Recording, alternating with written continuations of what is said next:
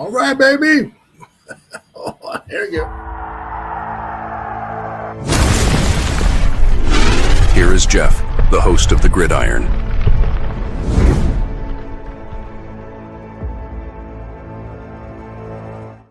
And welcome to the Gridiron. If you give this video a thumbs up or maybe share this video, that would be absolutely freaking phenomenal.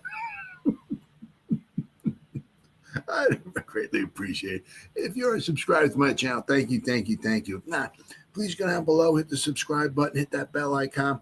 That way next time I go live, if I put a video out, you'll be notified. And it's free of charge. What do you got to lose? It's totally free of charge. But if you are subscribed to my channel, thank you.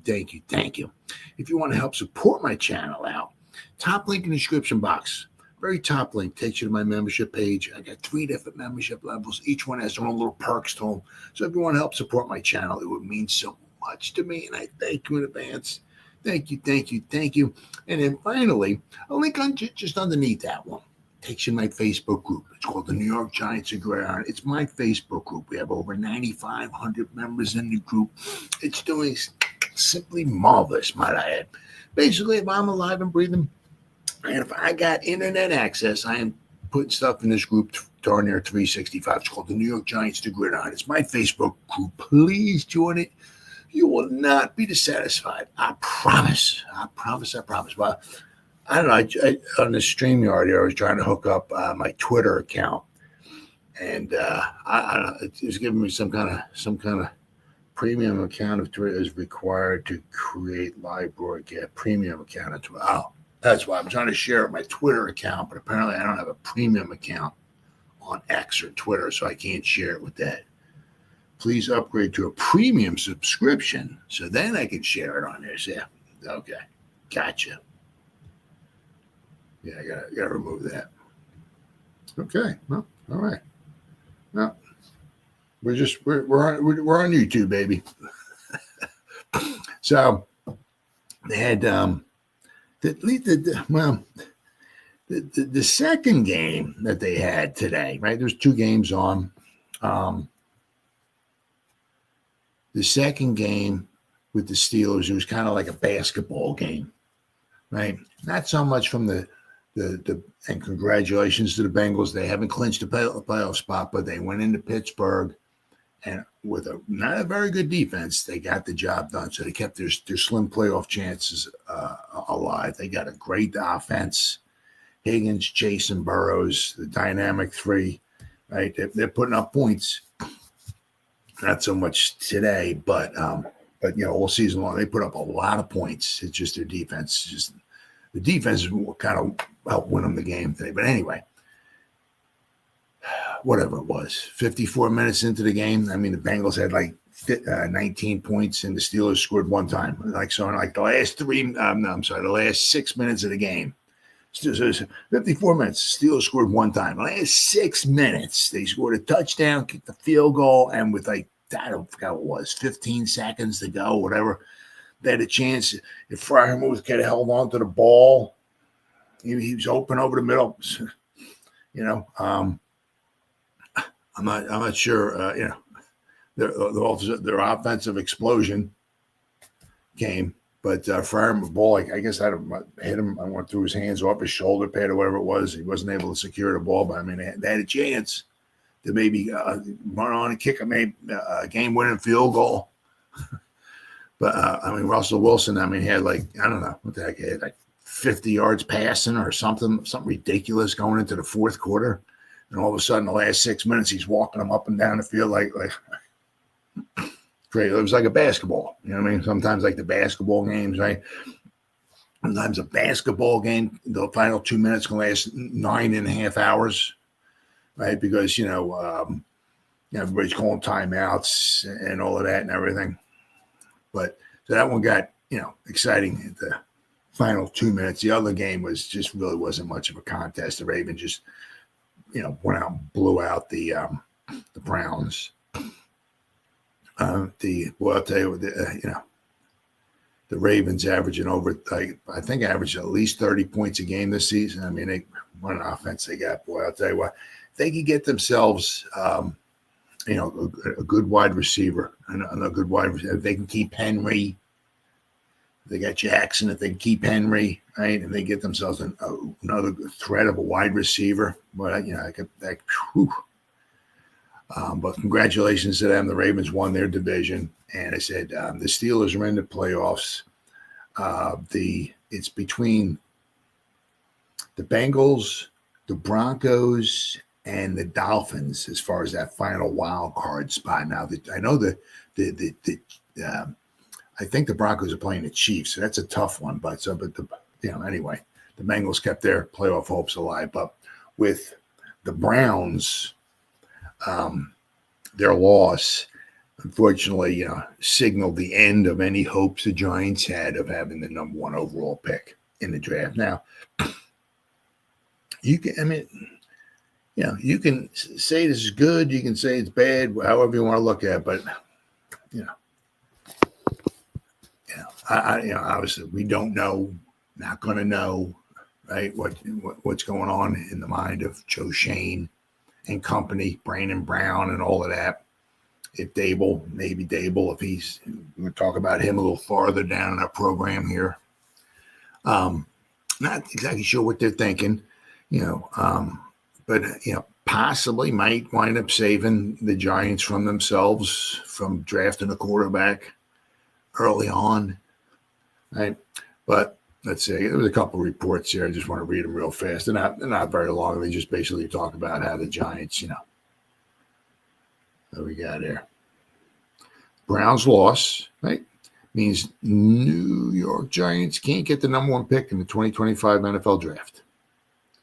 So before the Giants won their Week 17 game against the Colts, the Giants controlled the number 1 pick in the draft.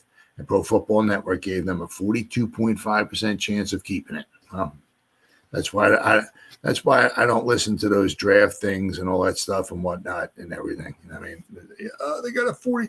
I don't listen to any of that.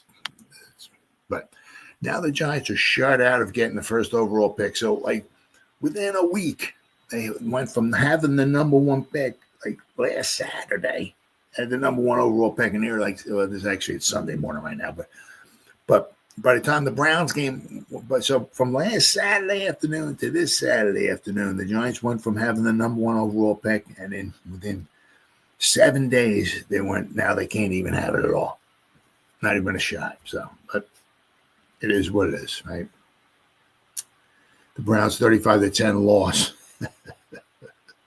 to the Ravens on Saturday, put the Browns in the number 1 spot prior to the outcome of Sunday's game, because they're 3-14. That's why they have the number 1 spot right now. It also eliminated the Giants from having a shot at the first pick. Giants are eliminated because at best they can tie with the Browns in terms of win percentage and strength of schedule.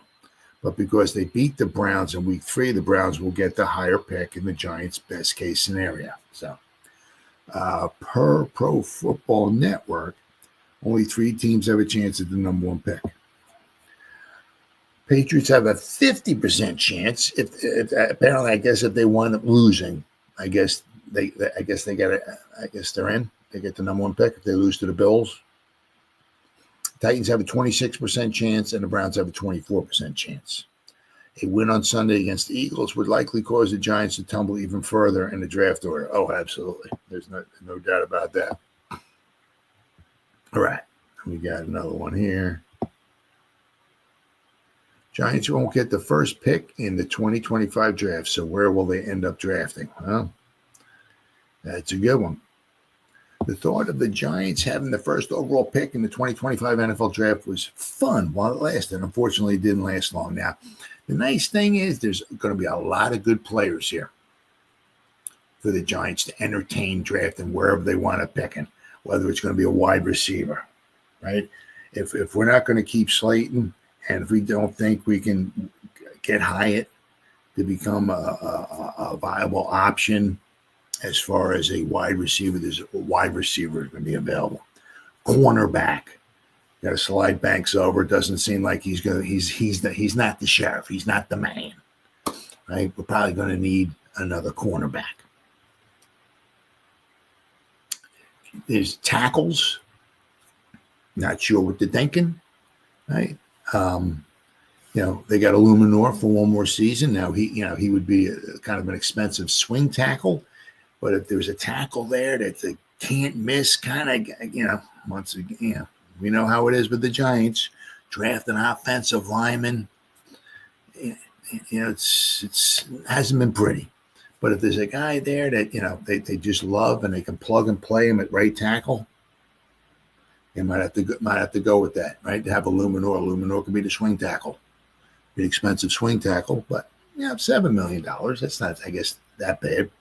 But if they can get themselves to 2 plug and play tackles, also defensive linemen too. So I mean, there's going to be a lot of good picks for them right now. But the Browns lost to the Ravens. All right, according to the latest from Tankathon, Cleveland finished with a 3-14 record and strength of schedule of 544, which is weaker than the Giants' 551. In addition, because the Giants beat the Browns in Week 3, they will get a better pick ahead of the Giants if both teams finish with the same one-loss record. First overall pick in 2025 draft will go to either the Browns, the Titans, or the Patriots. Giants, though, are definitely assured of having a top 10 pick. So we'll go over this in just a second for the third time in the Joe Shane, Brian Dable era. Their pick set to fall somewhere between number 2 and number 9, depending on the outcome of the finale against the Eagles and the outcome of the Patriots, the Titans, the Jags, the Panthers, the Jets, the Raiders, and the Bears games. Follow me on that one? Let's see. The Giants, Patriots, and Titans are all currently 3-13. So obviously lost by New York and a win by the Patriots against the Bills and the Titans against the Texans. The Giants can move up to the number 2 spot. So the Giants go anywhere from 2 to 9. The Giants currently slotted 4th. Should win their game against the Eagles, they could be looking at a spot anywhere between 5th and 9th in the order. Now, if you go to here to Tankathon, now the Giants' problems, it's their strength of schedule. That's why they would slide in the order. Like if they would wind up, let's see, Jacksonville has 4 wins, Carolina with 4, Jets with 4, Vegas with 4, and the Bears with 4. Right? So the Giants were almost kind of, I'd say, wound up with 4 wins if they were to beat the Eagles. And, not saying they're going to, but they do have a chance because, the Eagles are playing a lot of backups. Oh, what's up, Vinny G-Man? Vinny G-Man's in the house, baby. But, the Eagles, we're going to talk about this in just a second. The Eagles put a lot of their backups in. So the Giants were to win. Crazy things happen, right? Haven't won in Philadelphia since 2013. Jesus Christ was walking the earth then. Yes, it's been a while. But the Giants could fall all the way to 9th. Now, I said they're one of the problems the Giants have is their strength of schedule is rather high, right? Which, slides them down the draft order because the Giants, because, the way it is, let's say, if they would have won, and they say tied with Jacksonville, right, who has 4 wins. So the Giants, Jacksonville's strength of schedule is 473. It's weaker than the Giants. So, they look at it like, well, okay, Jacksonville, their strength of schedule is 473, and they only won 4 games. That means they really suck, right? So they get a better pick, right? The Giants' strength of schedule as of right now is 551, right? So that's going to push them way down the list, way down. Let's see. Carolina Panthers, their strength of schedule is 496. The Jets, strength of schedule is 500. The Raiders, strength of schedule is 544. The only one who would have a strength of schedule, as of right now, anyway, their strength of schedule is higher than the Giants is the Bears. Theirs is 555. Now, it could still change, a little bit, right? But because the Bears, I mean, the Bears is that, they're in that division with the, you got 2 teams as of right now. Only got 2 losses. I mean, with the Vikings and the Lions. I mean, of course, then the Packers, I think, have 5 losses. So, I mean, those 3 teams, that's what the Bears, 6 of their games against those teams. I mean, it's like, that's crazy. But, I mean, it says, just goes to show you, the Giants could pick anywhere from 2nd to 9th. As I said, even if they pick a ninth, there'll be some good players there for the Giants. I don't know, because this is not one of those quarterback rich classes. The Giants are saying picking fifth. Just saying. And just say Shador and Cam Ward off the board. There's no teams calling from 15th to talk to the Giants at number 5 so they can move up. I really don't see that happening. So pretty much wherever the Giants are going to pick. I mean, unless somebody wants to flip flop with them or something like that, I can't see somebody trying to jump up like 10 spots to trade with the Giant. Not in this class. But I mean, there'll be some good players for the Giants, to draft. I mean, as I said,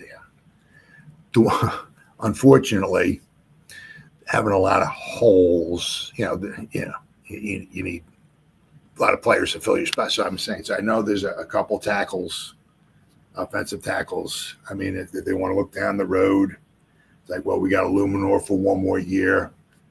Is Neal going to be all right? I can't even talk about the guy. He's injured again. It's like unbelievable, absolutely unbelievable. I can't even talk about the guy. So there's the tackle, right? As I said, once again, there's a couple defensive linemen, there's wide receivers, there's cornerbacks. So when it comes to Giants' turn, even at number 9, right, when it's their turn to pick, they'll get somebody. They should get somebody pretty good that'll be able to step right in there and help. Now, if they can get another draft in 2025, obviously, we're talking, a few months down the road there, but if they can get another draft like they did in 2024, right? I mean, with Theo and Tracy, right? Phillips, Newman, Malik Neighbors, and Muasau, right? Can't even think right. We go from 1, right? They go all the way back to 9.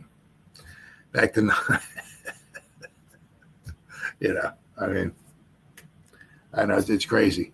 It's crazy. But, well, I mean, so the Giants have been picking anywhere from 2nd to 9th.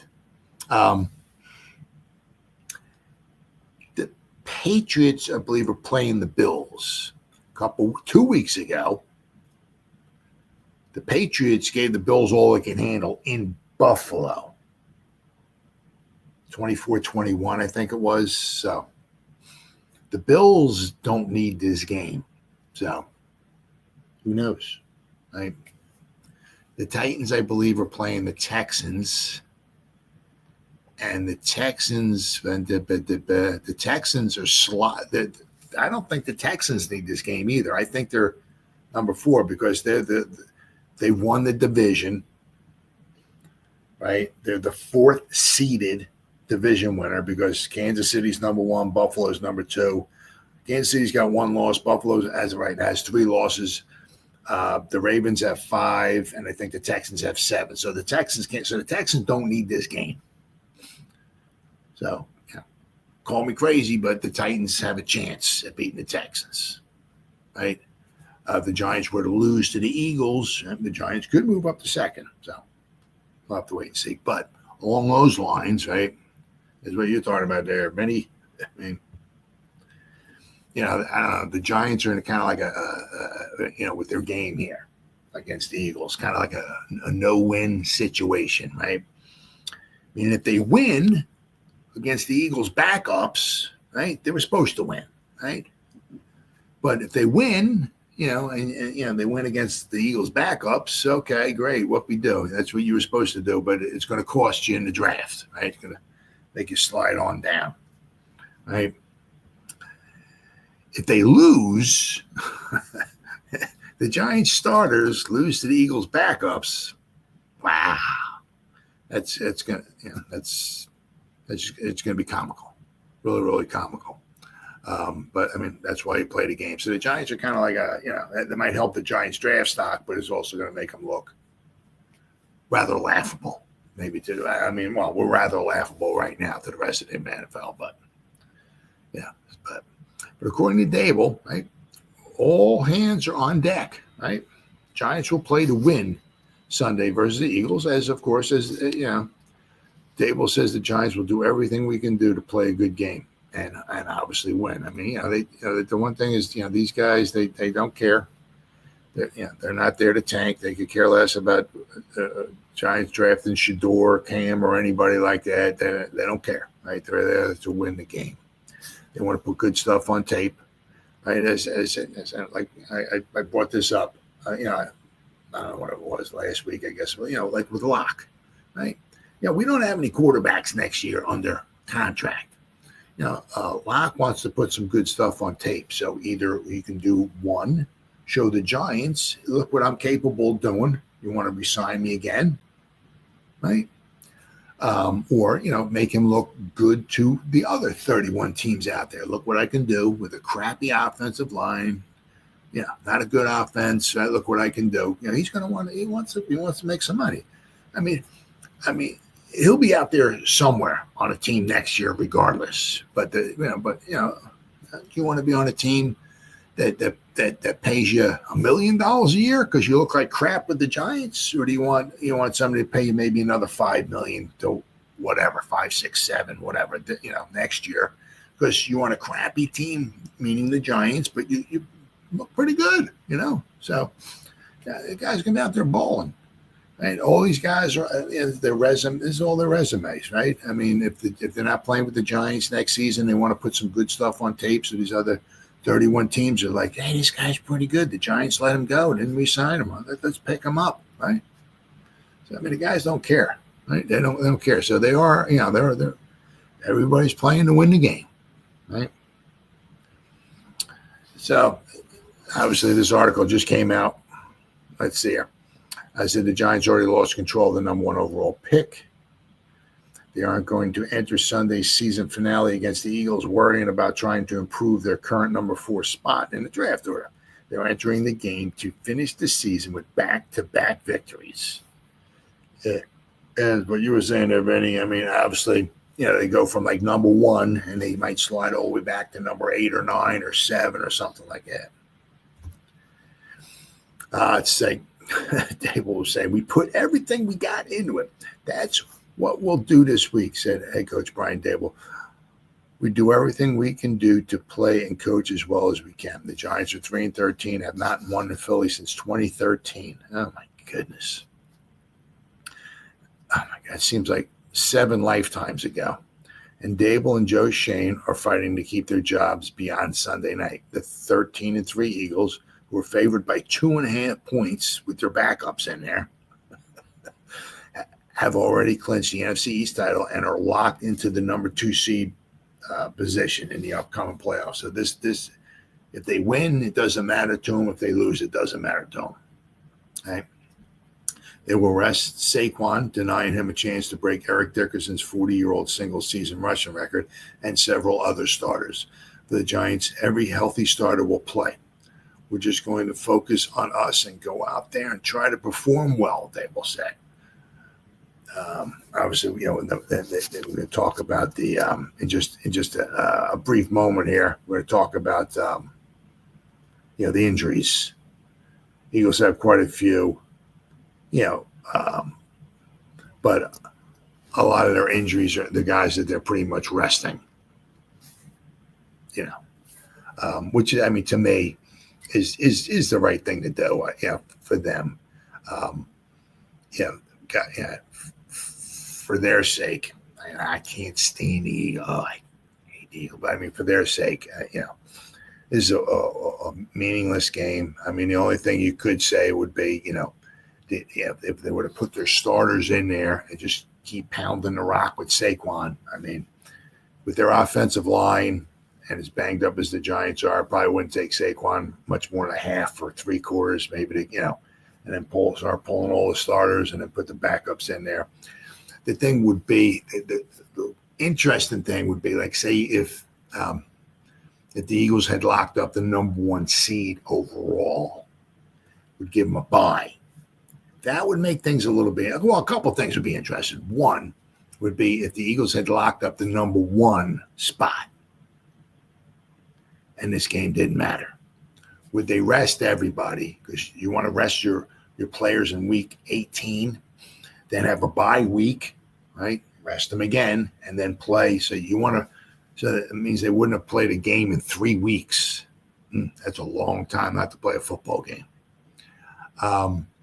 Obviously, if this game meant something to them, right, they could have slid up or down. I'm sure they probably would have put all hands on deck.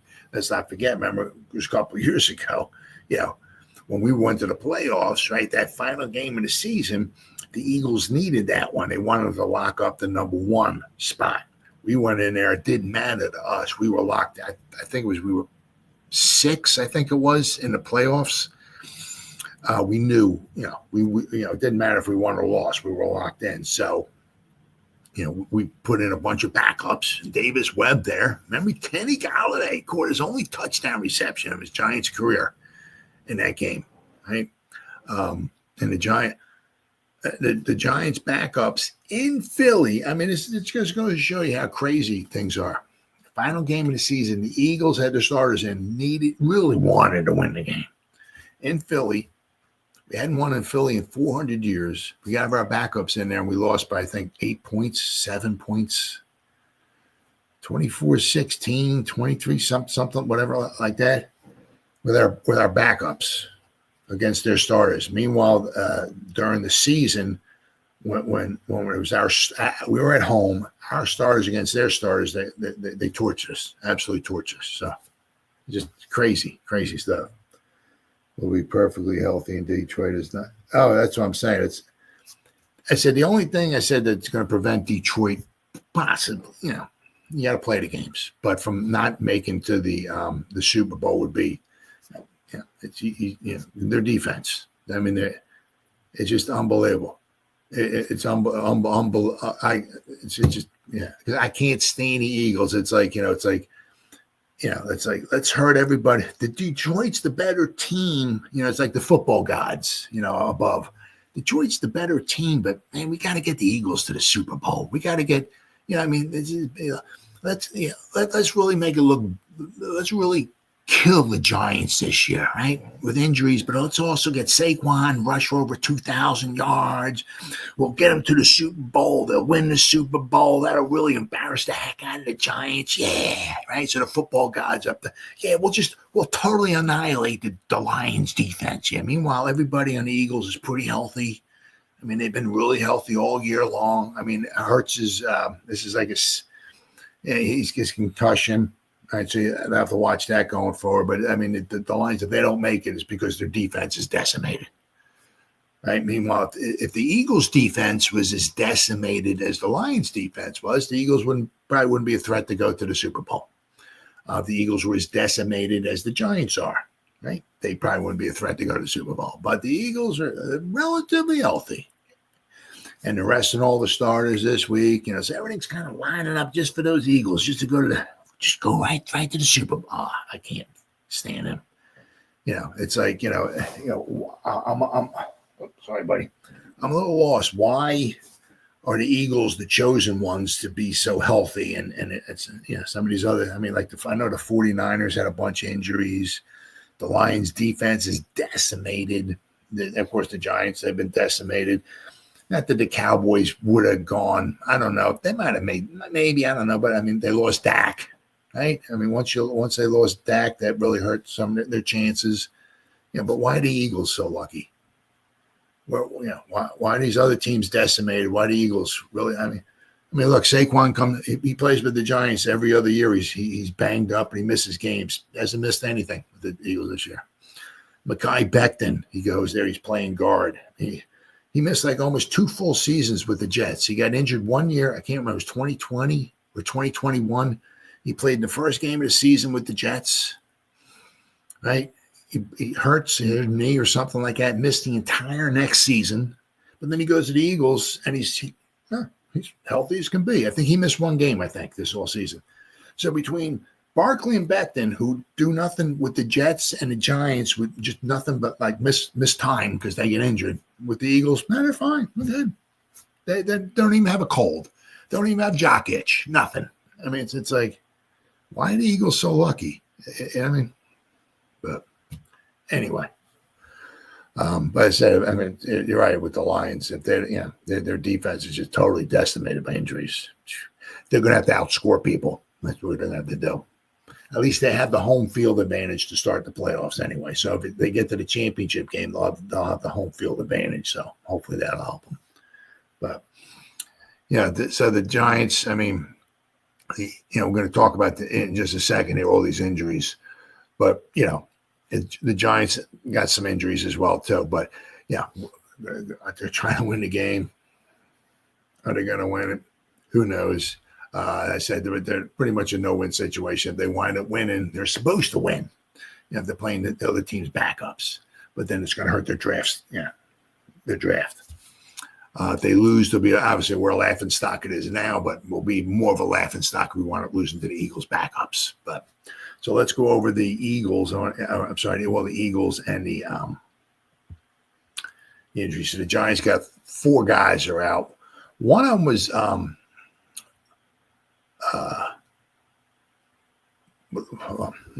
we'll go over one guy who had they got 5 people that are out, but one of them had surgery. So, I mean, his season's over with. We're going to talk about him in just a second. But the Giants also made some roster moves, too, because they got a bunch of guys that obviously aren't going to be playing, so they maybe elevate some guys. Now, I saw something, and obviously this has been a rule or whatever for a while, but I was just becoming aware of it. Apparently, I think Bob Papa was talking about it. Like, if you got guys who like on your practice squad, okay, I think if they're undrafted, could be wrong, but I think he said if they're undrafted free agents or something like along those lines, and if they're on your practice squad, if you sign them to your active roster for like the 1 week, the final, that doesn't have to be for any amount of games. I think he was talking. So the final game of the season, right? If you I don't think elevate them. I think sign them to the active roster. You control their contracts for the next 3 seasons. And I think this is undrafted free agents. I think it is. So, I mean, it would behoove the Giants if they have anybody on the practice squad that they might want to think about maybe kind of controlling their contracts or have if they want to sign them or keep them on and all, it might be to their advantage to bring some of these guys up. But they got, let's see, so the Giants guys are out. I mean, Armin Watts, they keep putting him on because he's out, but I mean he's on IR.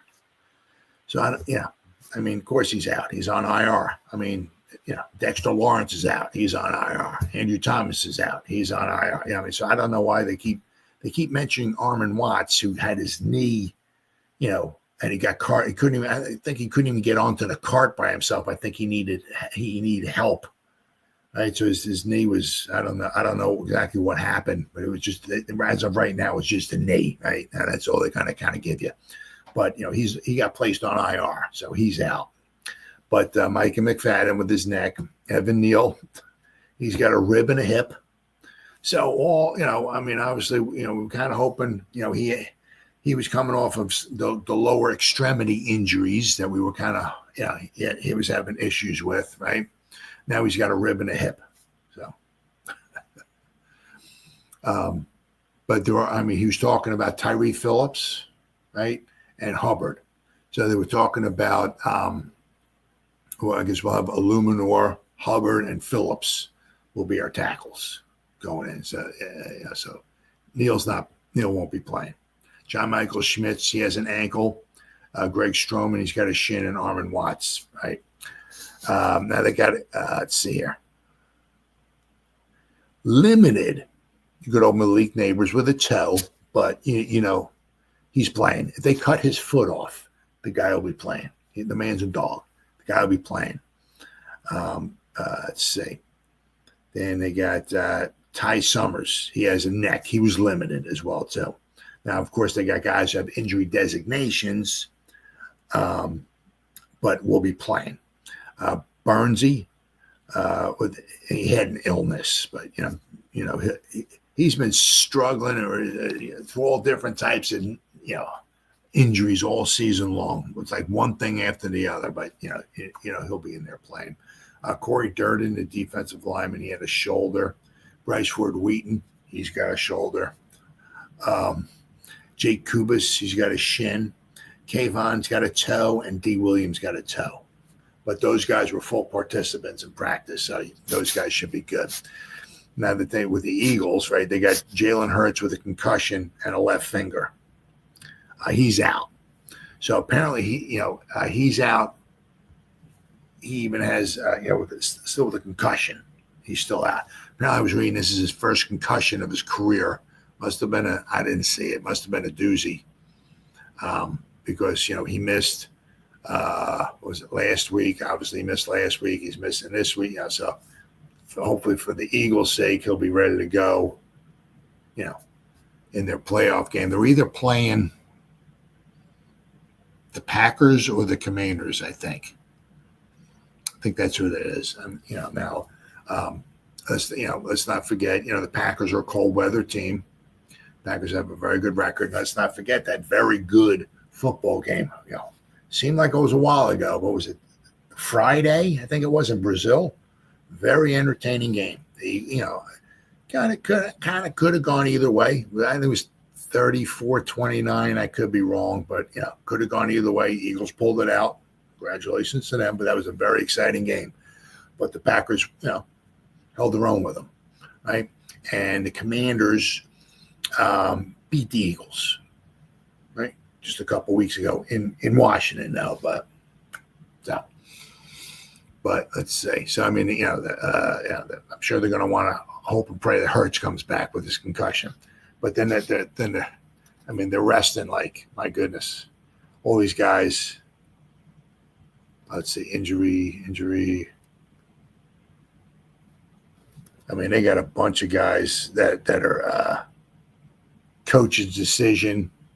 Guys they're pretty much resting. Obviously, Saquon, A.J. Brown's got a knee, and they're resting him. Landon Dickerson, they're resting him. Lane Johnson, Darius Slay, Devontae Smith, Zach Bond, Jalen Carter, Jordan Mailata, Nakobe Dean.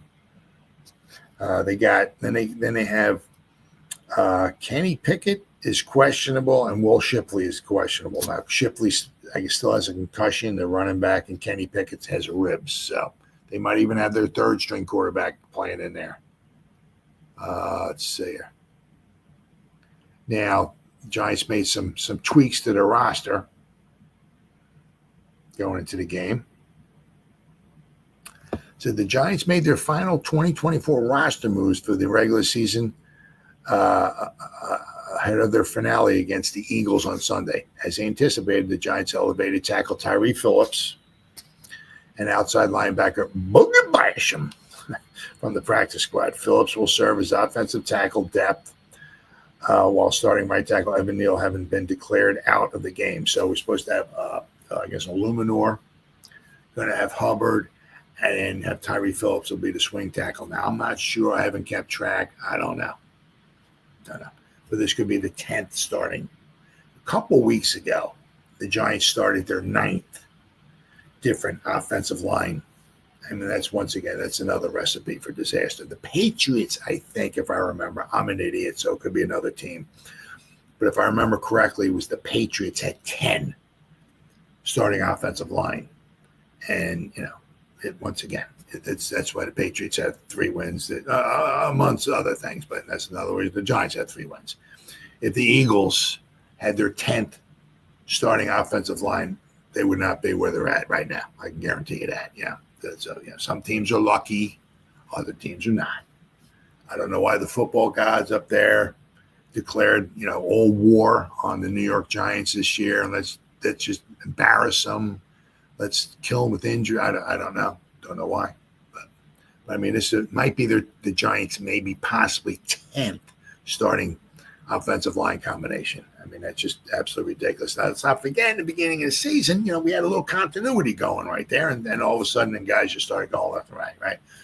We had Andrew Thomas, we had Runyon, right? John Michael Schmitz, GVR, and Luminor. And then all of a sudden, after, I can't remember what week it was, but the wheels just started flying. Once one guy went down, boom, boom, boom, boom, boom, boom, boom. The wheels just blew off.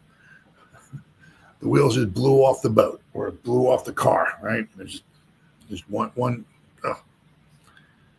God, I can't wait for this season. It's just, it seems like it's been, the start of the season. So it just seems like it's gone by so quick, but sometimes it just seems like it's, if you really think about the pain and suffering that we've gone through this season, it's like, it seems like it's been a long time ago that week 1 against the Vikings. Whew. All right, what else we got here? Hey, Coach Brian Dable told reporters on Friday that Hubbard would likely get the start at right tackle if Neal, who ended up on not practicing all week, wouldn't play, and he's not. So going to have Hubbard, as the starting right tackle, and you'll have Illuminor to start left tackle. Basham gives the Giants depth in case starters Brian Burns or Kayvon Thibodeau need to be limited. Burns was on the injury report this week, listed with an illness. Now, he's been on the injury report, I think, every week. But he always winds up playing. Maybe next year, if we're lucky, he won't be on the injury report every week, right? But he is one of the 2 Giants who has not missed a snap this season through injury, right? Offensive lineman Greg Van Roten is the other who hasn't missed a snap all year long. Thibodeau, meanwhile, was also in a week's injury report with a toe issue. Regardless, he took all his practice reps and didn't receive a game designation. The team also announced it has signed running back Turbo Miller. Cool. Nice. From the practice squad. Let's see. Miller fills the roster vacancy that opened when defensive tackle Armon Watts landed on injury reserve on Friday. So the Giants made, obviously, they're always making a few roster spots. Roster moves ever. Seems like we fall flat on our faces once, Andrew. It's like he's your best op, and that's another. And he's just another, and I get it, but it's like once again, it's like you look up, it's like why can't we, and you look at some of these other teams, and they're just nice and healthy, and nobody's, it's like what I'm saying. But he's another guy every year. The guy gets seen almost every year. He gets injured. Let's say. Andrew Thomas. Let's see. Okay, here we go. Yeah, best guy on off. Well, you got to start throwing Malik Neighbors in there, right? So, but this year he played 6 games, so he missed 11 games this year. Last year he missed 7 games, right? Now, I don't know if there's going to start being a recurrence with him. Obviously, we're going to see typical Drew Lock or Drew Elway. I don't know. We're going to see the Drew the Drew Elway from last week, or we're going to see the Drew pick 6 Lock from a couple weeks ago. Don't know. But the Eagles, if they had their starters in there, right? They're very good. They're according to PFF, they're the number 1 rated defense, right? Their run defense is very good, but their coverage is very, very good. They drafted a couple studs this year in the secondary, and then had Slay still there. Their coverage is very, very good. And obviously, let's not forget, we only scored 3 points against them at home, but so you have to wait and see. But with Andrew Thomas going forward, it's going to be a recurring thing. He missed time last year. He missed, 7 games last year? 7 games last year, and now this year he misses 11 games. Because you got to remember, he played in high school. I don't know how many snaps or whatever he played in high school, but he played a lot in college. Now they're playing a lot of football in college. Now you got the playoffs, right? So you can possibly play until you could possibly play, to get to the championship game. If he was with Georgia, right? Now, of course, they got knocked out. But, I mean, if he was in the college, right, now they're playing possibly 4. I like it a lot. Don't get me wrong. I like it a lot, right? Now, with the college, because now it's not like, because they got the top 4 teams. And it was always like, well, what about the number 5 team? The number 5 team's only 11. It's 11-1. Why aren't they in it? I mean, you don't have to hear that now. They got the top 12 teams. If you're number 13, I don't want to hear it. I could care less. You know what I mean? If you're number 14, I don't care if you're 11-1. If they have you ranked or whatever at the number 14 team, sorry, I don't care. I don't care. I like it the way it is now. But I mean, the amount of games they're playing, 4 playoff games to win the championship. So, I mean, like my team's Notre Dame, like them. Hopefully they keep winning. But I mean, I don't know if they were 11-1. I think they were 11-1. So that's 12 games. Well, if they go to the championship, that's another 4 games. That's 16 games. I mean, it's like, obviously the NFL plays, but I mean, once again, I'm an old fart, so please forgive me. But when I first started watching in the early 70s, 70, 71, whatever, they played like 9 games, maybe 10. Now we're playing maybe 15 or 16 games. That's like a 50% increase in the games. So I'm saying it's like with Andrew Thomas, right? You got these, when you're playing for Georgia, Alabama, people want to see you play a lot of games, right? So if you're playing 3 years of college or if not more, I said it was Shane Lemieux, right? And the only reason why I can remember this is because the numbers are in order.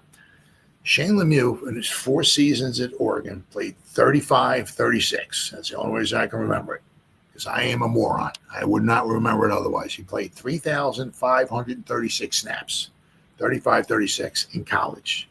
Played not on average 900 snaps for 4 seasons in college. Wow. Not mention high school and all that. So he comes here, he can't even tie his shoe without blowing out his ACL. Guy can't walk on the field without partially tearing his patella. It's like, dude, you played 742 trillion snaps in college. You can't walk and chew bubble gum at the same time without blowing your kneecap out? What? So, I mean, I don't know with Andrew Thomas is going to be a recurring theme with him, right? He's missed what? He's missed 17 games in the past, or at least 17 games, right? He's played in 16. Okay, so he'll miss 18 games in the past 2 seasons. So he's missed over a full season in the past 2 seasons, right? So this is going to be a recurrent thing with him, with the injuries. Yeah. So there's also another thing the Giants have to, if Shane or whoever is there, keep in their mind, right? I mean, what are we doing with Neal, right? And all he does is get injured. We have Illuminor for 1 more season. He's up there in age. It's not somebody we can just keep signing over and over and over to keep our attack. You know what I mean?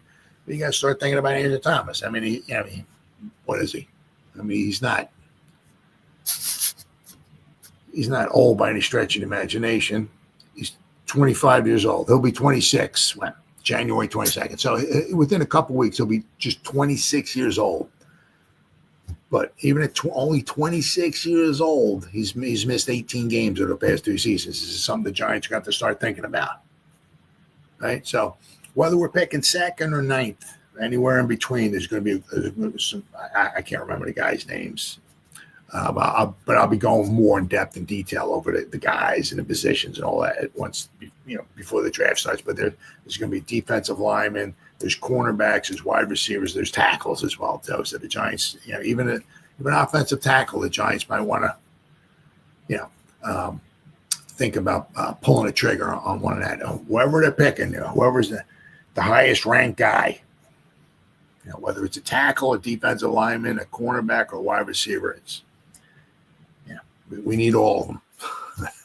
We also need another good draft like we had last season. That's for sure. I mean, because I mentioned this just a few minutes ago. If we can get another, with Malik, Newman, Phillips, Theo Johnson, and Tyrone Tracy. Those 5 guys. That was a good draft.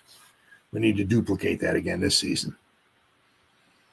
And then, of course, then you get these things. Of course, this is these reports here, right? You keep hearing.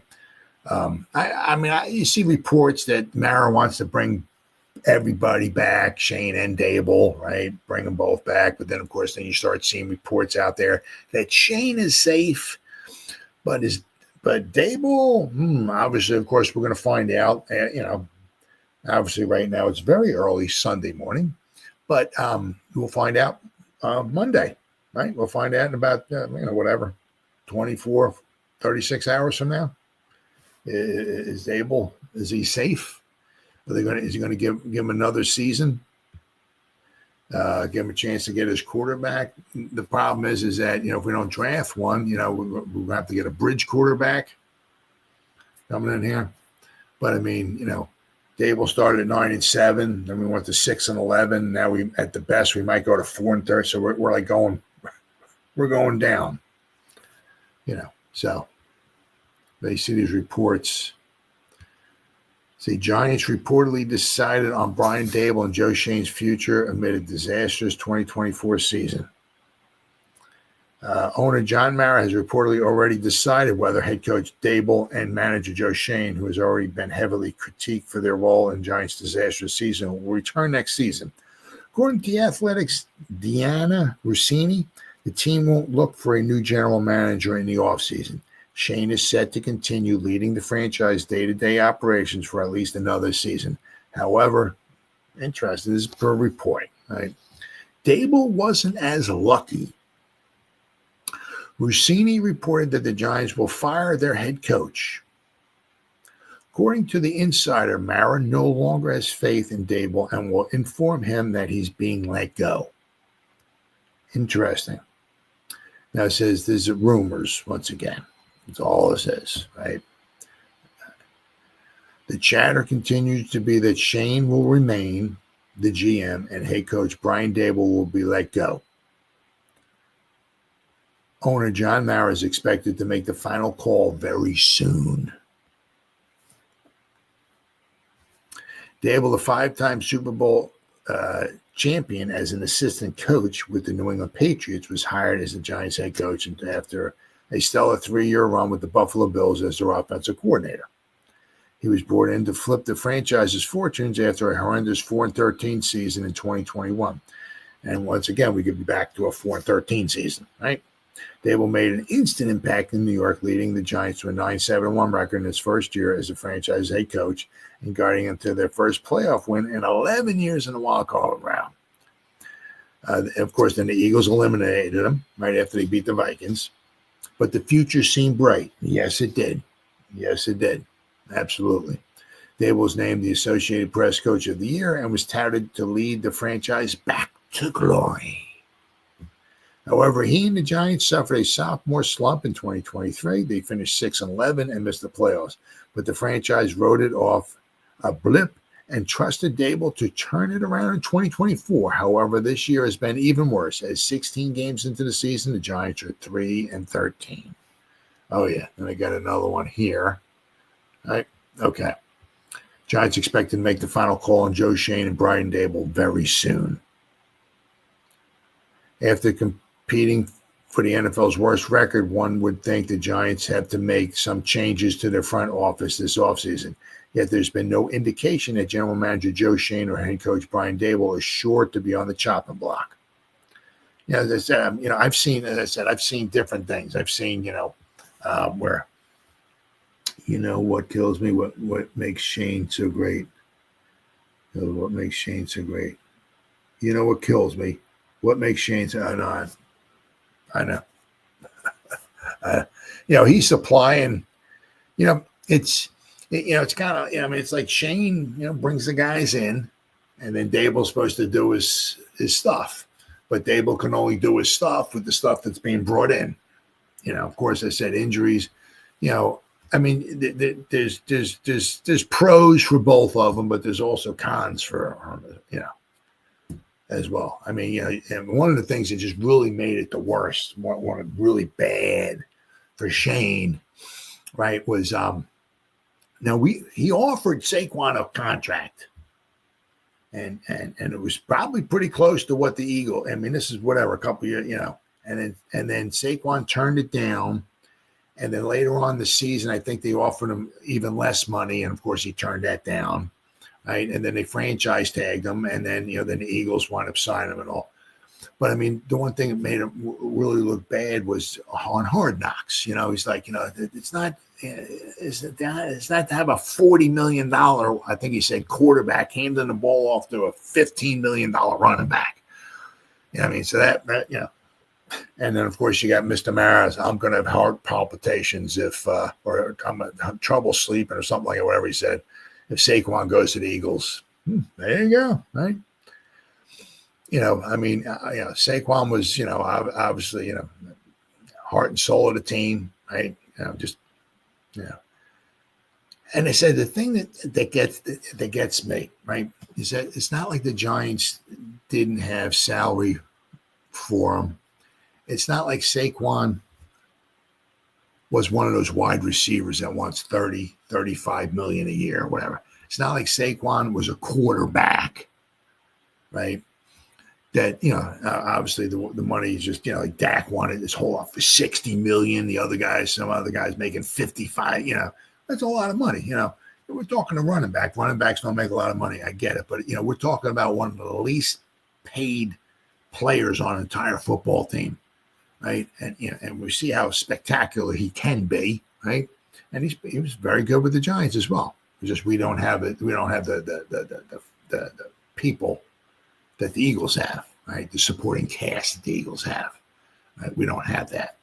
But I mean, he's been with the Giants. Obviously, we drafted him his whole career. He's a model player. His face puts people in the stands, seats in the stands, and all, and all that and everything. It's just. We're talking about, the running back position once again. I mean, we have guards that are making more than running backs. We have tackles making, I mean, we got wide receivers making like more than twice as much money as some of these running backs. Top running, the edge rushers and cornerbacks and all that. Heck, Xavier McKinney is making more money than Saquon Barkley. Right? Go figure. Right? So, I mean, it's one of the lower paid players on a football team, and you couldn't come up with 14, 15, Yeah. But, if you want to call it to Shane's credit, he has his, each position, their value, and he has a certain amount of money he's dedicated to each position and all of that, and he held to his guns. Now, of course, he looked like an idiot, right, on the Xavier McKinney and with Saquon Barkley, but, you got to give him some credit. He brought in Burnsy, right? Burnsy, of course, every week he has a new injury popping up, but, Burns was a good addition to the team. Unfortunately, one of the things was we lost Waller, right? I mean, Shane brought Waller in, right? Now, we were supposed to have Waller this season too, but Waller retired. Now, you can also say that was a bad move on Shane's part, because now he brought somebody in who has nothing but hamstring injuries. And of course, he got injured last year. And of course, he missed a bunch, five games, I think it was, last year with his hamstring. Right. Then he retires. And of course, now what makes it even worse is that, of course, is a 3rd round pick. Right. And we drafted Drew Phillips with a 3rd round pick. Could you imagine if we drafted another stud in the 3rd round like Phillips? Whew, man. Yeah, it's going to be another rough. Oh yeah. Because the thing is, it's like you get a stopback quarterback. I mean, he's not going to be. You can get a little excited, but it's like if the guy's only going to be here for a year or two, it's like you bring the guy in, he's holding the torch, and he's holding the torch for somebody else. I mean, he's not going to be the franchise quarterback probably for the long term.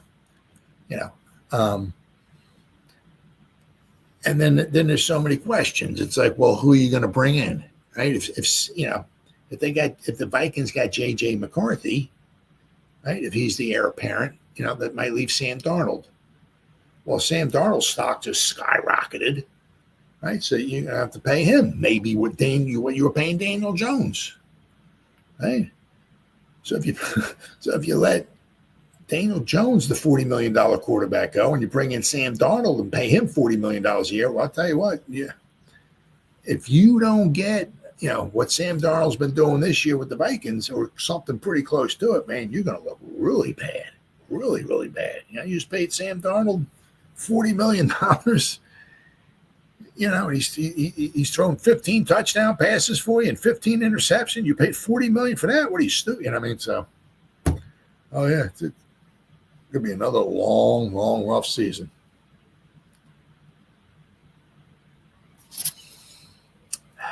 Let's see.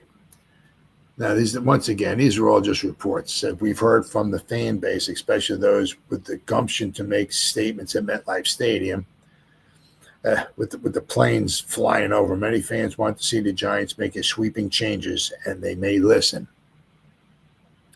However, there's still a lot of uncertainty surrounding the future of Joe Schoen and Brian Daboll.